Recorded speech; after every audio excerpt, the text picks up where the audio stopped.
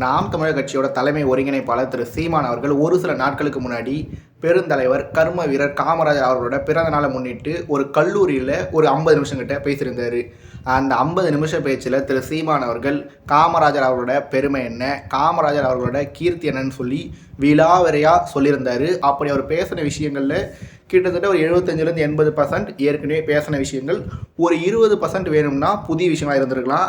எனக்கு புதிய விஷயங்களாக இருந்திருக்கலாம். அப்படி திரு சீமான் அவர்கள் எப்பவும் போல ஒரு 50 நிமிஷம் பேசியிருந்தாலுமே அவர் பேசுகிற 50 நிமிஷத்துலேருந்து வெறுமனே ஒரு 50 செகண்ட் கண்டென்ட்டை மட்டும்தான் எப்பவும் போல சோஷியல் மீடியா நண்பர்களாக இருந்தாலும் சரி, மெயின் ஸ்ட்ரீம் மீடியாஸாக இருந்தாலும் சரி அதிக அளவு பரப்பியிருந்தாங்க. அது என்னங்க 50 செகண்ட் கண்டென்ட் அப்படின்னு சொல்லி கேட்டிங்கன்னா, அந்த 50 செகண்டில் தான் திரு சீமான் அவர்கள் இடைத்தேர்தலை பற்றி பேசியிருந்தார். இடைத்தேர்தலில் போட்டியிடத்தை பற்றி திரு சீமான் அவர்கள் பேசியிருந்தார். அவ்வளவுதான். பார்த்தீங்களாங்க, திரு சீமான் அவர்கள் இடைத்தேர்தலில் நின்று ஜெயிச்சு சட்டமன்றத்துக்கு போக போகிறாராமா. அதுவும் சிரிச்ச முகத்தோட திரு சீமான் அவர்கள் சட்டமன்றத்துக்கு போக போகிறாராமா. 2016 கடலூரில் தோத்துட்டாரு, 2021 திருவொற்றியூரில் தோத்துட்டாரு, 2026 காரைக்குடியில் தோத்து 4வது இடத்த பிடிச்சி டெபாசிட்டை இழந்த திரு சீமான் அவர்கள் இப்போ இடைத்தேர்தலில் நிற்பாராமா, இடைத்தேர்தலில் ஜெயிப்பாராமா, இடைத்தேர்தலில் ஜெயிச்சு சிரிச்சுக்கிட்டே சட்டமன்றத்துக்கு போவாராமா. இதுலேருந்து என்ன தெரியுது, திரு சீமான் அவர்கள் கண்டிப்பாக பொது வேட்பாளர் ஆக போகிறாருங்க. திரு சீமான் அவர்கள் அதிமுகவோட அன்பையும் திமுகவோட ஆதரவையும் பெற போகிறாருங்க அப்படின்னு சொல்லி மறுபடியும் ஒரு முறை திரு சீமான் அவர்களை நோக்கி விமர்சனத்தையும் அவதூறையும் பரப்ப தொடங்கியிருக்காங்க. நம்மளோட ப்ரீவியஸ் வீடியோஸில் திரு சீமான் அவர்கள் எதனால் பொது வேட்பாளர் ஆக மாட்டார், எதனால் திரு சீமான் அவர்கள் பொது வேட்பாளர் ஆகக்கூடாது, ஒருவேளை திரு சீமான் அவர்கள் பொது வேட்பாளர் ஆனால் என்னவாகும் அப்படின்னு சொல்லி அந்த வீடியோவில் நாம் தெளிவாக பாயிண்ட் பை பாயிண்ட் போட்டு பேசியிருந்தோம். அந்த வீடியோவை முடிஞ்சால் நீங்கள் ரீவாட்ச் பண்ணுங்கள். பட் இப்போ மறுபடியும் ஒரு முறை திரு சீமான் அவர்கள் பொது வேட்பாளர் ஆக போகிறாருன்ற ஒரு விமர்சனத்தையும் அவதூறையும் பரப்புகிறாங்க. அப்படி மேலே சொன்ன விஷயங்கள் எதனால் அடிப்படை ஆதாரமற்ற அவதூறுகள், எதனால் அர்த்தமற்ற விமர்சனங்கள் அப்படின்னு சொல்லி சமீபத்தில் நடந்த ஒரு சில நிகழ்வுகளை மையமாக வச்சு நான் ஒரு சில விஷயங்களை சொல்லணும்னு ஆசைப்பட்றேன். அது என்னென்னா, இந்த கூட்டத்திலேயே, அதாவது இந்த மேடை பேச்சிலேயே திரு சீமான் அவர்கள் ஒரு விஷயம் சொல்லியிருப்பார். அது என்னென்னா, பெருந்தலைவர் கர்ம வீரர் காமராஜர் அவர்கள் அணையாக கட்டினார். அதுவே அவருக்கு பிறகு தமிழ்நாட்டோட முதலமைச்சராக வந்தவங்க துணையாக கட்டினாங்க அப்படின்னு சொல்லி திரு சீமான் அவர்கள் பேசியிருந்தார். காமராஜர் அவர்கள் அணை கட்டினார். அப்போ துணை கட்டினது யாருன்னு சொல்லி உங்கள் எல்லாருக்குமே தெரியும். அவர் தான் திமுகவோட முன்னாள் தலைவர். அப்படி இருக்கும்போது திரு சீமான் அவர்களுக்கு எப்படி திமுக ஆதரவு தருவாங்க? அதே பேச்சிலேயே திரு சீமான் அவர்கள் என்ன சொல்லியிருந்தார், பெருந்தலைவர் காமராஜர் அவர்கள் தான் தமிழ்நாட்டோட கடைசி சிறந்த முதலமைச்சர் அப்படின்னு சொல்லியிருந்தார். அப்படி சொன்னதன் மூலமாக காமராஜர் அவர்களுக்கு பிறகு அண்ணா தமிழ்நாட்டோட முதலமைச்சராக இருந்திருந்தார். எம்ஜிஆர் இருந்தார், கருணாநிதி இருந்தார், மேடம் ஜெயலலிதா இருந்தாங்க, ஓ பன்னீர்செல்வம், எடப்பாடி பழனிசாமி, முத்துவேல் கருணாநிதி ஸ்டாலின், இப்போ சி ஜோசப் விஜய்னு சொல்லி பல பேர் தமிழ்நாட்டோட முதலமைச்சராக இருந்தாங்க, இப்போ இருக்காங்க. ஆனால் கர்ம வீரர் பெருந்தலைவர் காமராஜர் அவர்கள் தான் தமிழ்நாட்டோட கடைசி சிறந்த முதலமைச்சர் அப்படின்னு சொல்லி சொன்னதன் மூலமாக காமராஜர் அவர்களுக்கு பிறகு தமிழ்நாட்டை ஆட்சி செஞ்ச யாருமே சிறப்பாக ஆட்சி தரலை அப்படின்னு சொல்லி தான் திரு சீமான் அவர்கள் சொல்கிறாரு. அப்படி இருக்கும்போது எப்படி அதிமுக திரு சீமான் அவர்களுக்கு தன்னோட அன்பையும் திமுக தன்னோட ஆதரவையும் தருவாங்கன்னு சொல்லி திரு சீமான் அவர்கள் பொது வேட்பாளர் ஆக போகிறாரு அப்படின்னு சொல்லி ஒரு சிலர் விமர்சிக்கிறாங்க இல்லையா? அவங்க ஏதாவது ஒரு அடிப்படை தரவை முன் வச்சாங்கன்னா கண்டிப்பாகவே நல்லாயிருக்கும். அடுத்து நாம் அப்படியே கொஞ்சம் இந்த கர்ம வீரர் காமராஜர் அவர்களோட பிறந்தநாள் விழாவிலிருந்து லைட்டாக நகர்ந்து இந்த நிகழ்வு நடக்கிறதுக்கு முன்னாடி திரு சீமான் அவர்கள் ஒரு விருது வழங்கும் நிகழ்வில் பேசியிருந்தார். அந்த விருது வழங்கும் நிகழ்வில் பார்த்தீங்கன்னா அப்படியே ஸ்க்ரீனில் ஒரு சில அரசியல் தலைவர்களோட ஃபோட்டோவை போட்டு அந்த ஃபோட்டோவை பார்த்த உடனே திரு சீமான் அவர்கள் அந்த ஃபோட்டோவுக்கு முன்னாடி இருந்த வார்த்தையை மையமாக வச்சு பேசணும் அப்படின்ற மாதிரி சொல்லியிருந்தாங்க. அதுக்கு ஏற்ற மாதிரியே திரு சீமான் அவர்களும் பேசியிருந்தார். அப்படி பேசும்போது அவர் யாரை பற்றிலாம் பேசியிருந்தார்? ஐயா முத்துவேல் கருணாநிதி ஸ்டாலின், திரு தொல் திருமாவளவன் அவர்கள், உதயநிதி ஸ்டாலின், திரு சி ஜோசப் விஜய், எடப்பாடி பழனிசாமின்னு சொல்லி திரு சீமான் அவர்கள் இவங்க எல்லாரை பற்றியும் பேசியிருந்தார். அப்படி மேலே சொன்ன ஒவ்வொருத்தரை பற்றியும் திரு சீமான் அவர்கள் வெறுமனே பாசிட்டிவாக மட்டும்தான் பேசியிருந்தார். எப்போ பாசிட்டிவாக பேசியிருந்தார், அவங்கள பற்றி பர்சனல் விஷயங்கள், அதாவது தனிப்பட்ட ரீதியில் திரு விஜய் அவர்களை பற்றி பேசும்போதாக இருந்தாலும் சரி, உதயநிதி ஸ்டாலின் அவர்களை பற்றி பேசும்போதாக இருந்தாலும் சரி, அண்ணாமலை அவர்களை பற்றி பேசும்போதாக இருந்தாலும் சரி, திரு தொல் திருமாவளவன் அவர்களை பற்றி பேசும்போதாக இருந்தாலும் சரி, ஐயா எடப்பாடி பழனிசாமி அவர்களை பற்றி பேசும்போதாக இருந்தாலும் சரி, இல்லை முன்னாள் முதலமைச்சர் திரு முத்துவேல் கருணாநிதி ஸ்டாலின் அவர்களை பற்றி பேசும்போதாக இருந்தாலும் சரின்னு சொல்லி திரு சீமான் அவர்கள் எல்லாரை பற்றியுமே பாசிட்டிவாக தான் பேசியிருந்தார். ஆனால் அவங்கள பற்றின பாசிட்டிவான விஷயத்த பேசும்போதே அவங்களோட அரசியல் வேறு, தன்னோட அரசியல் வேறு, அவங்களோட கொள்கை வேறு, என்னோட கொள்கை வேறு, அவங்களோட கோட்பாடு வேறு, என்னோட கோட்பாடு வேறு, அவங்களோட இலக்கு வேறு, என்னோட இலக்கு வேறு, அவங்க பார்வையில் அரசியல்ன்றது வேறு, என்னோட பார்வையில் அரசியல்ன்றது வேறுன்றத ரொம்ப ரொம்ப தெளிவாக பேசியிருப்பார். அப்படி இருக்கும்போது திரு சீமான் அவர்களுக்கு எப்படி திமுகவும் அதிமுகவும் ஆதரவு தந்து திரு சீமான் அவர்கள் பொது வேட்பாளர் ஆகிறதுக்கு ஏற்கனவே நம்ம பல முறை சொன்ன மாதிரி வாய்ப்பு இல்லை. திரு சீமான் அவர்கள் கண்டிப்பாகவே பொது வேட்பாளரும் ஆக போகிறது இல்லை. சரி பாசு, திரு சீமான் அவர்கள் பொது வேட்பாளர் ஆக மாட்டாருன்னு கூட வச்சுப்போம்.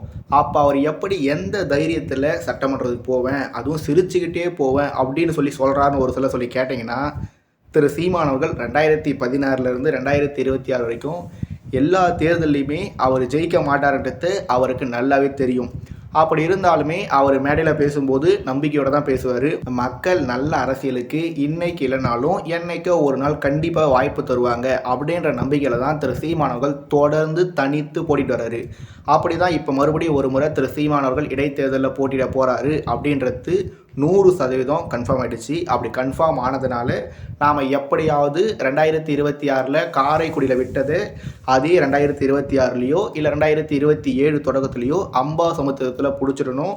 எப்படியாவது அம்பாசமுத்திரம் தொகுதி இடைத்தேர்தலில் வின் பண்ணி அவர் கண்டிப்பாக அம்பாசமுத்திரத்தில் தான் போட்டியிட போகிறாரா அப்படின்றது நமக்கு தெரியாது. மேபி திருச்சி கிழக்கில் கூட திரு சீமானவர்கள் போட்டியிடலாம். ஆனால் திருச்சி கிழக்கு மற்றும் இதர பிற தொகுதிகளோட கம்பேர் பண்ணும்போது கம்பேரிட்டிவ்லி அம்பாசமுத்திரம் தான் நாம் தமிழ் கட்சிக்கு வலுவான தொகுதியாக இருக்கிறதுனால திரு சீமான் அவர்கள் கண்டிப்பாகவே அம்பாசமுத்திரம் தொகுதி இடைத்தேர்தலில் போட்டியிடறதுக்கு தான் 99.99% வாய்ப்பு இருக்குது. அப்படி இருக்கிறதுனால திரு சீமான் அவர்கள் நம்பிக்கையோட அம்பாசமுத்திரம் தொகுதி இடைத்தேர்தலில் போட்டியிட போகிறாரு. நாம் நம்மளோட ப்ரீவியஸ் வீடியோஸில் சொன்ன மாதிரி திரு சீமான் அவர்கள் அம்பாசமுத்திரம் தொகுதி இடைத்தேர்தலில் போட்டியிட்டாலும் திரு சீமான் அவர்களும் சரி, மற்ற தொகுதியில் போட்டிடுற, அதாவது மீதம் இருக்க 6 தொகுதியில் போட்டிடுற நாம் தமிழ் கட்சி வேட்பாளர்களும் சரி, கண்டிப்பாகவே தோக்கிறதுக்கு தான் 100% தோக்கிறதுக்கு தான் வாய்ப்பு இருக்குது. ஆனால் எப்போ நாம் தமிழ் கட்சி இந்த 7 தொகுதி இடைத்தேர்தலில் ஜெயிக்க முடியும்? நாம் முன்னாடியே சொன்ன மாதிரி 2026 தமிழ்நாடு சட்டமன்ற தேர்தலில் நாம் தமிழ் கட்சின்னு சொல்லிட்டு ஒவ்வொரு தொகுதியில் ஒவ்வொரு குறிப்பிட்ட பர்சன்டேஜ் மக்கள் ஓட்டு போட்டிருப்பாங்க. அப்படி ஓட்டு போட்ட அந்த குறிப்பிட்ட பர்சன்டேஜ் மக்கள் எல்லாரும் ஒன்று சேர்ந்து ஒரு ஓட்டு போட்ட ஒவ்வொருத்தரும் 10 பேரை நாம் தமிழ் கட்சிக்கு ஓட்டு போட வச்சிங்கன்னா மட்டும்தான் அட்லீஸ்ட் திரு சீமான் அவர்கள் மட்டுமாவது அம்பாசமுத்திரம் தொகுதியில் ஜெயிக்க முடியும். அப்படி நாம் தமிழ் கட்சிக்கு ஓட்டு போட்ட ஒவ்வொருத்தரும் 10 பேரை ஓட்டு போட வைப்பாங்கன்னு சொல்லி பார்த்தா நாம் தமிழ் கட்சியிலேருந்து அவர் விலகிட்டார், நாம் தமிழ் கட்சியிலேருந்து இவர் விலகிட்டார். திருச்சி கிழக்கு தொகுதியில் போட்டி போட்ட வேட்பாளரே கட்சியை விட்டு விலகி தாவேக்காவில் சேர்ந்துட்டார். இன்னொரு தொகுதியில் போட்டி போட்ட இன்னொரு வேட்பாளரும் கட்சியை விட்டு விலகி அந்த அமைச்சரோட முன்னிலையில் தாவேக்காவில் சேர்ந்துட்டார். இப்போ இயக்குனர் களஞ்சியம் அவர்களும் நாம் தமிழ் கட்சி விட்டு விலகிட்டாருன்னு சொல்லி தொடர்ந்து நாம் தமிழ் கட்சியிலேருந்து விலகல்னு சொல்லி விலகல் செய்தி நாளுக்கு நாள் வருது. அந்த செய்திகள் நாளுக்கு நாள் அதிகரிக்கவும் செய்யுது. மேலே சொன்ன விலகல் செய்தி என்னதான் கவனிக்க வேண்டிய விஷயமா இருந்தாலும் ஒரு ஃபன்னான விஷயமா சொன்னேன்னா, நாம் தமிழ் கட்சியில் சேர்ந்தவங்களோட எண்ணிக்கையை விட நாம் தமிழ் கட்சியை விட்டு விலகலோட எண்ணிக்கை அதிகம்னு சொல்கிற மாதிரி நாம் தமிழ் கட்சியில் சேர்ந்துட்டாங்க அப்படின்ற ஒரு நியூஸ் வருமானு சொல்லி கேட்டிங்கன்னா கண்டிப்பாக வராது. ஏன்னா நாம் தமிழ் கட்சியில் ஒருத்தர் சேர்றாருனா அவர் ஒரு சாதாரண மனுஷனாக யாருனே தெரியாத ஒரு காமன் மேனாக இருப்பார். அதுவே அந்த நபர் நாம் தமிழ் கட்சியில் சேர்ந்து நாம் தமிழ் கட்சியோட கொள்கை, கோட்பாடு, மேடை பேச்சு, ஊடகங்கள் சந்திப்புன்னு சொல்லி இது எல்லாத்தையும் ஒன்று ஒன்றா கற்றுக்கிட்டு அவர் அறியப்பட்ட முகமாக மாறின பிறகு அவர் நாம் தமிழ் கட்சியை விட்டு விலகுவார். அப்படி அவர் விலகிறது பெரிய செய்தியாக இருக்கும். அதே மாதிரி தான் யார் கல்யாண சுந்தரம் வரும்போது செய்தி இல்லை, போகும்போது செய்தி. ராஜீவ்காந்தி உள்ளே வரும்போது செய்தி இல்லை, போகும்போது செய்தி. காளியம்மாள் கட்சியில் சேர்ந்தது செய்தி இல்லை, ஆனால் கட்சியை விட்டு விலகினது செய்தி. ஏன்னா மேலே சொன்ன எல்லாருமே நாம் தமிழ் கட்சியில் சேரும்போது ஒரு காமன் மேன், ஆனால் நாம் தமிழ் கட்சியை விட்டு விலகும்போது அவங்க ஒரு புள்ளி, சமுதாயத்தில் அவங்களும் ஒரு புள்ளி, அரசியலில் கவனிக்கக்கூடிய ஒரு புள்ளியாக மாறி இருந்தாங்க. அவங்க உருவானதுக்கு யார் காரணம்? திரு சீமான் அப்படின்ற ஒரு நபர் மட்டும்தான் காரணம். இப்போ நாம் தமிழர் கட்சி விட்டு அவர் போயிட்டாரு, இவர் போயிட்டாரு, இயக்குனர் களஞ்சியம் போயிட்டாருன்னு சொல்லி இவங்கெல்லாம் போகிறாங்க. போகும்போது ஒரு சில காரணங்களை சொல்லிட்டு போகிறாங்க. அவங்க சொல்கிற காரணங்கள் சரியான காரணங்களாக இருந்தால் திரு சீமான் அவர்களும் சரி, நாம் தமிழர் கட்சியோட நிர்வாகிகளும் சரி, கண்டிப்பாக அந்த காரணங்களை ஆராய்ஞ்சு அந்த காரணங்களை எப்படி சரி செய்யலாம், அந்த காரணங்களில் இருக்க உண்மைத்தன்மையை ஆராய்ஞ்சு அந்த காரணங்களை மையமாக வச்சுக்கிட்டு நம்ம எப்படி நாம் தமிழர் கட்சி இன்னும் வளர்க்கலாம் அப்படின்றத கண்டிப்பாகவே பார்க்கணும். அப்படி இல்லாமல் அவங்களும் மற்ற கட்சிக்காரங்களை போலவே பணத்துக்காகவும் பதவிக்காகவும் ஏதோ கடமைக்காக ஒரு குறைய சொல்லிட்டு கட்சியை விட்டு விலகி போனாங்கன்னா திரு சீமான் அவர்கள் எப்பவும் சொல்கிற மாதிரி நீங்கள் எனக்கு படிக்கட்டா இல்லைனாலும் தடைக்கல்லாம் மட்டும் இருந்துடாதீங்க அப்படின்னு சொல்லி திரு சீமான் அவர்கள் பல மேடைகளில் பேசியிருப்பார். அப்படி கட்சியை விட்டு போகிறவங்க எல்லாருமே தடைக்கல்கள் அப்படின்னு சொல்லி எடுத்துக்கிட்டு நாம் நம்மளோட படிக்கட்டை நோக்கி திரு சீமானோட தம்பிகளும் திரு சீமானோட தங்கைகளும் கண்டிப்பாக முன்னோக்கி நடந்து போகணும். ஒருவேளை வெளியே போகிறவங்க சொல்கிற காரணம் உண்மையிலேயே சரியான காரணமாக இருந்து அதை திரு சீமான் அவர்களும் திரு சீமானோட தம்பி தங்கைகளும் கண்டுக்காமல் விட்டுட்டாங்கன்னா ஏற்கனவே 8.2 நாளாயிடுச்சு. அவர் போனால் என்ன, இவர் போனால் என்ன, நாங்கள் எல்லாமே பார்த்துப்போங்க. நாம் தமிழர் கட்சின்றது திரு சீமானோட கட்சிங்க. நாம் தமிழர் கட்சிக்குள்ள ஓட்டுன்றது திரு சீமான் அவர்களுக்காகவும் திரு சீமான் அவர்கள் சொல்கிற கொள்கை கோட்பாடு சித்தாந்தத்துக்காக வளர்கிற ஓட்டுன்னு சொல்லி போகிறவங்களாம் போட்டோம்னு சொல்லி போக விட்டுட்டிங்கன்னா அவங்களும் ஒரு வாக்காளர். அவங்க ஒவ்வொருத்தரும் 10 பேரை வாக்கு போட வச்சுருப்பாங்க. அவங்க ஒவ்வொருத்தரும் ஏன் 100 பேரை ஓட்டு போட வச்சுருக்கலாம். வெளியே போகிற ஒவ்வொருத்தரும் 1000 பேரை ஓட்டு போட வச்சுருக்கலாம் அப்படின்றதையும் நீங்கள் யாருமே மறந்துடக்கூடாது. அதனால் வெளியே போகிறவங்க போனால் போகணும்னு சொல்லி விடுறது தப்பு இல்லை.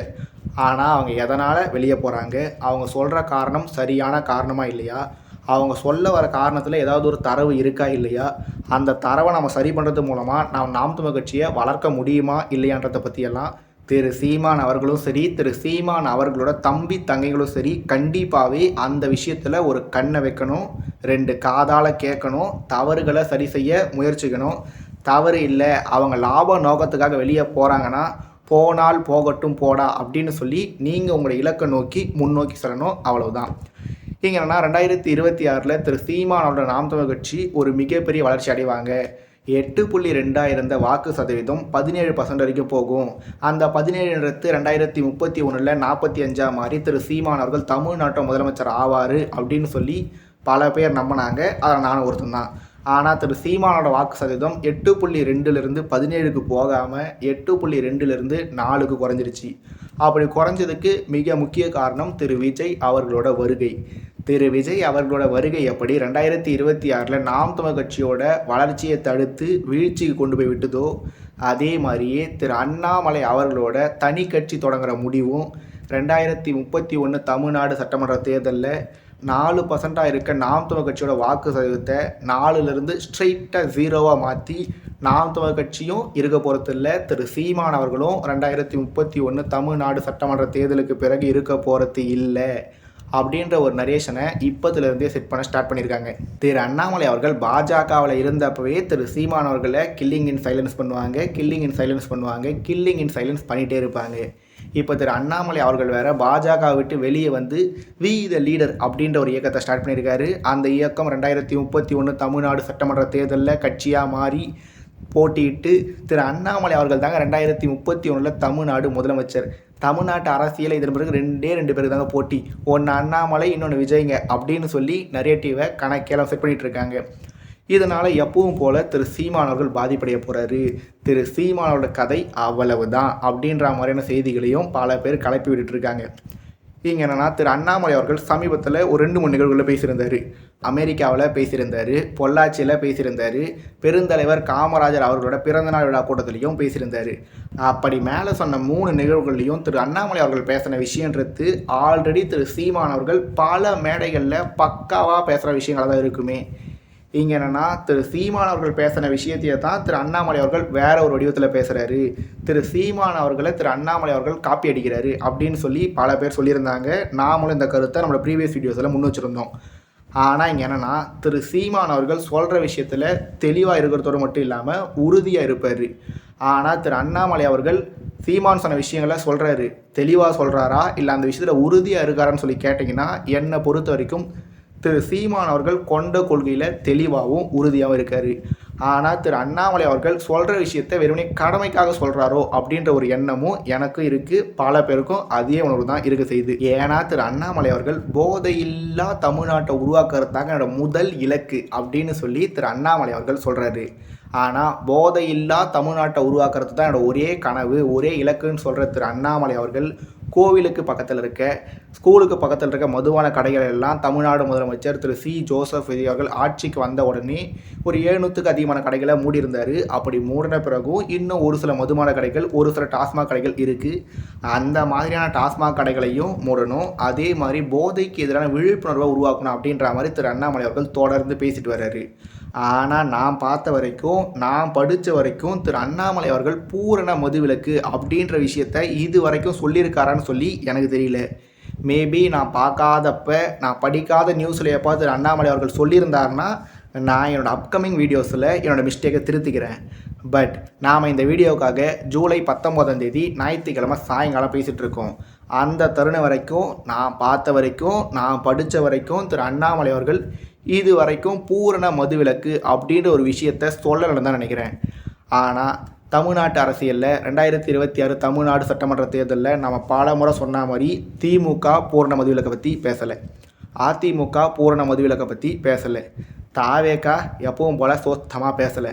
ஆனால் 2026 தமிழ்நாடு சட்டமன்ற தேர்தலில் முதலமைச்சர் வேட்பாளராக போட்டியிட்ட ஒரே ஒரு தலைவர் மட்டும்தான் தான் ஆட்சிக்கு வந்தால் பூரண மதுவிலக்கை கொண்டு வருவேன் அப்படின்னு சொல்லி போகிற பக்கமெல்லாம் பேசியிருந்தார். அப்படி பேசின தலைவர் திரு சீமான் அவர்கள். அதனால் போதையில்லா தமிழ்நாட்டை உருவாக்குற முயற்சியில் தெளிவாகவும் நிலையாகவும் உறுதியாக இருக்க தலைவர் திரு அண்ணாமலையா, திரு சீமானா, இல்லை தமிழ்நாடோட முதலமைச்சராக இருக்க திரு விஜயா அப்படின்னு சொல்லி கேட்டிங்கன்னா, அந்த திட்டத்தில், அந்த முடிவில், அந்த கொள்கையில் உறுதியாக இருக்க தலைவர், போதை ஒழிப்பு அப்படின்ற ஒரு விஷயத்தில் உறுதியாக இருக்க தலைவர் திரு சீமான் அவர்கள் தான்.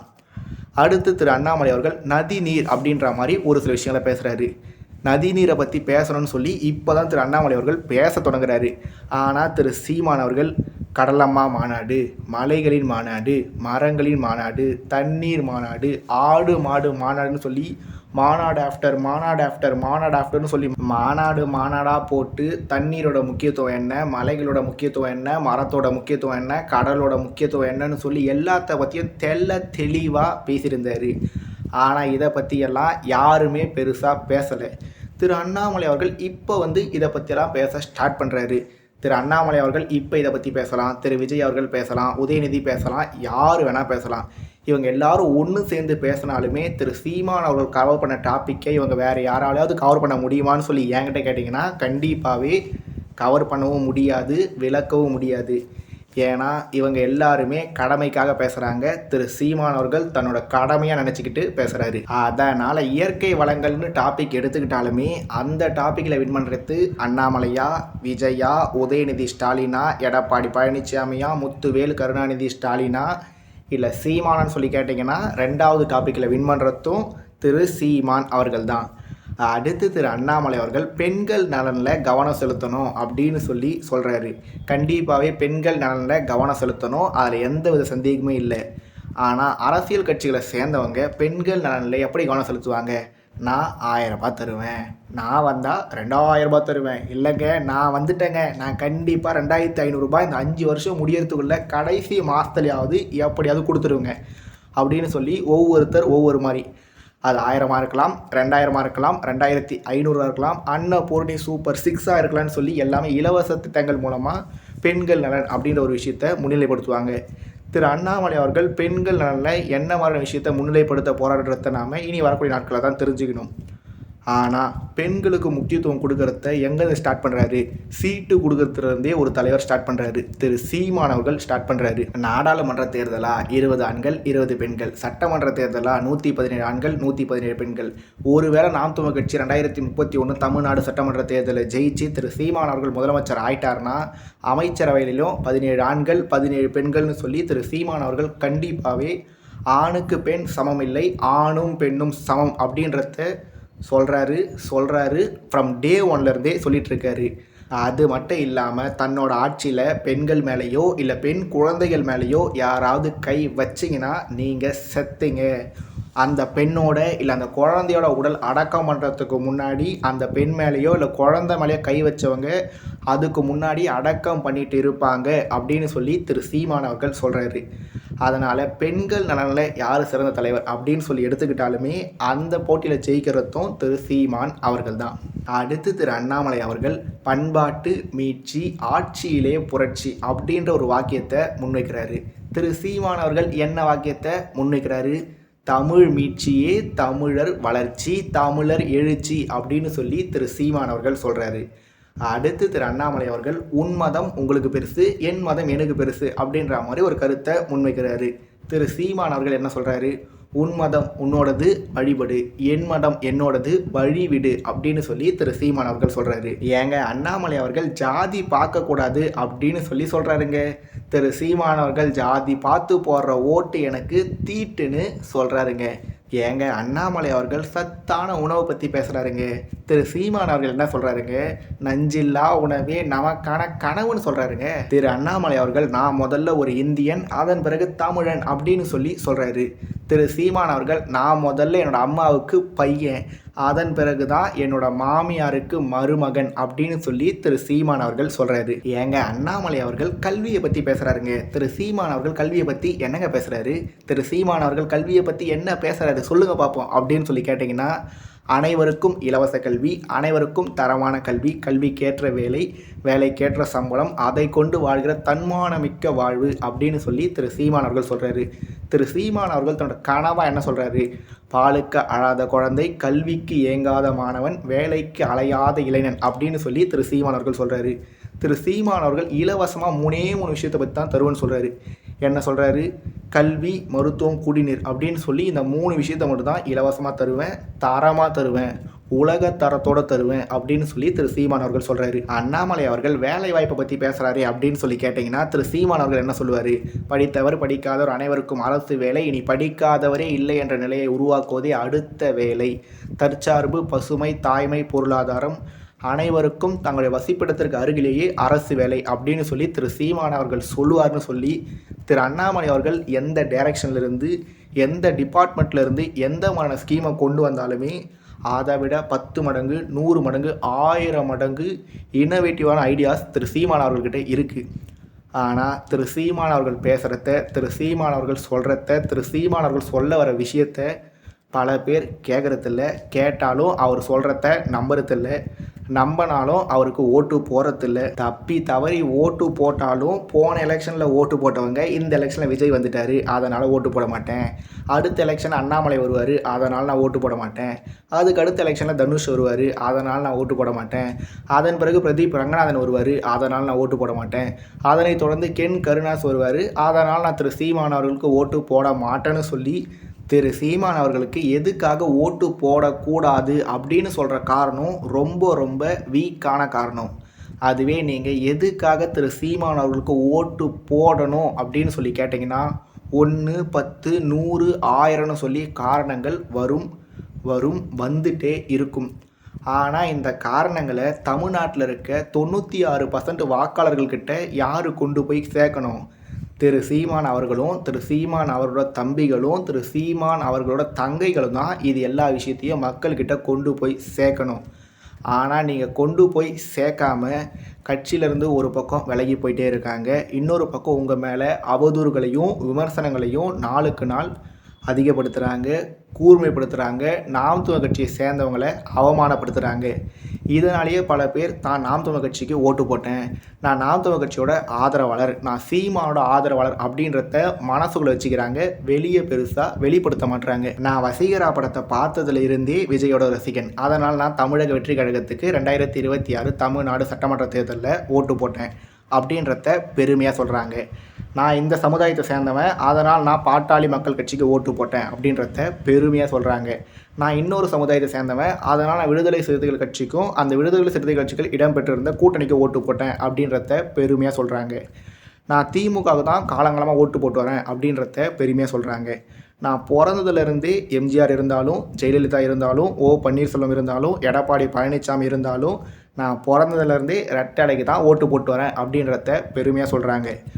ஆனால் நான் நாம் தமிழர் கட்சிக்கு ஓட்டு போட்டேன் அப்படின்றத எத்தனை பேர் வெளிப்படைத்தன்மையோட பெருமையாக சொல்கிறாங்க? நான் ஒரு நடிகரோட ரசிகர்ன்றத பெருமையாக சொல்லும்போது, நான் ஒரு ஜாதிய காரணத்துக்காக ஓட்டு போட்டேன் அப்படின்றத பெருமையாக சொல்லும்போது, நான் காலகாலமாக ஒரு சின்னத்தை பார்த்து மட்டுமே ஓட்டு போட்டு வரேன் அப்படின்றத பெருமையாக சொல்லும்போது, நான் எண்ணத்தை பார்த்து ஓட்டு போட்டேன், நான் கொள்கையை பார்த்து ஓட்டு போட்டேன், நான் சித்தாந்தத்தை பார்த்து ஓட்டு போட்டேன், நான் திரு சீமானாவோட நல்ல கருத்தை பார்த்து ஓட்டு போட்டேன், நாம் தமிழர்னு நான் ஒரு தமிழனாக ஓட்டு போட்டேன்னு சொல்லி சொல்கிறதுக்கு பல பேர் ஏன் தயங்குறாங்கன்னு சொல்லி எனக்கு தெரியல.